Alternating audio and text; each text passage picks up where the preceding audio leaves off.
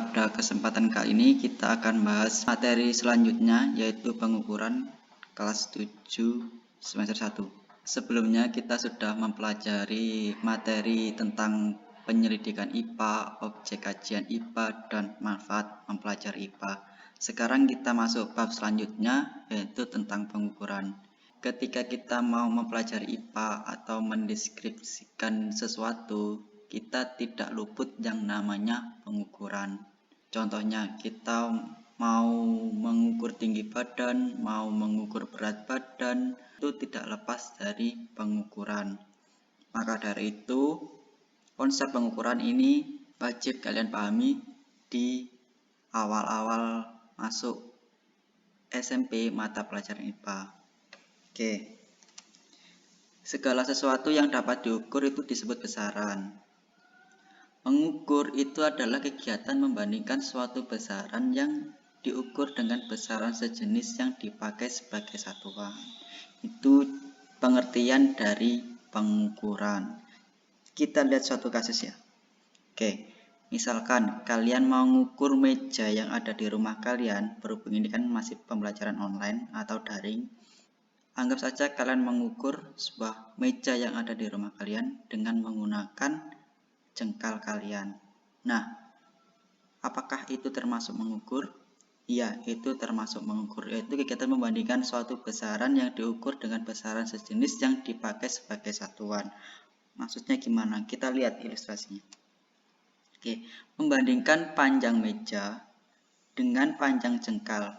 Jadi ketika kalian mengukur meja yang ada di rumah kalian dengan jengkal kalian, itu secara tidak langsung kalian sudah membandingkan panjang meja dengan panjang jengkal kalian. Jengkal kalian yang dipakai misalkan panjang meja yang ada di rumah kalian 6 jengkal. Berarti 6 jengkal itu digunakan sebagai satuan. Contoh lagi ya. Oke, ini ada orang mengukur dinding dengan menggunakan depa. Jadi, kegiatan ini itu membandingkan panjang dinding dengan panjang depa kalian. Depa itu yang digunakan sebagai satuan. Contohnya panjang dinding kamar kalian 3 depa atau 4 depa. Nah, itu adalah pengukuran, yaitu kegiatan membandingkan suatu besaran yang diukur dengan besaran sejenis yang dipakai sebagai satuan. Oke, kita misalkan ilustrasi aja ya. Ketika kalian mau menjahitkan atau ke tukang jahit mau menjahitkan baju, misal kalian ukur panjang lengan kalian dengan jengkal kalian. Misalkan lengan kalian itu panjangnya 3 jengkal. Kalian bilang ke tukang jahitnya, "Bu, panjang lengan saya 3 jengkal." Berarti otomatis tukang penjahit itu akan mengukur dengan jengkalnya dia sendiri bahwa panjang lengan kalian itu 3 jengkal. Nah, otomatis hasilnya nanti kain kalian tadi atau baju jadi kalian itu akan tidak sama panjangnya dengan ibu penjahit itu. Maka dari itu di dunia itu disepakati satuan yang disepakati bersama. Satuan yang disepakati bersama itu disebut satuan baku. Contohnya satuan baku itu mistar, penggaris. Misal kalian yang mengukur panjang meja yang sama dengan orang yang beda, pasti hasilnya nanti akan sama, ya kan? Nah, mengapa kok orang-orang penjahit itu mengukurnya pakai meteran? Soalnya pasti hasilnya akan sama. Soalnya meteran atau mistar itu termasuk satuan baku atau satuan yang disepakati orang bersama.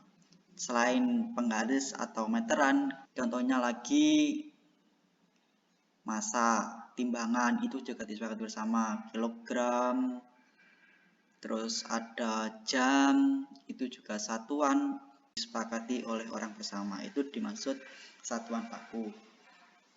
Kalau kita ngomongin satuan baku, pasti ada contohnya, pasti ada yang namanya satuan tidak baku. Contohnya yaitu tadi, gambar yang atas ini. Nah, ini termasuk satuan tidak baku. Artinya ketika satu meja yang sama diukur oleh orang yang beda, itu pasti hasilnya akan berbeda. Soalnya setiap jengkal orang itu pasti beda-beda. Itu namanya satuan tidak baku. Selain jengkal ada juga depa, itu satuan yang tidak baku. Langkah itu juga contoh satuan tidak baku. Maka dari itu di seluruh dunia itu pakai satuan yang telah disepakati bersama, yaitu satuan baku. Contohnya mistar, meteran, timbangan, jam, dan lain-lain. Untuk materi pengukuran konsep dasarnya cukup sampai sini. Nanti dilanjut video selanjutnya.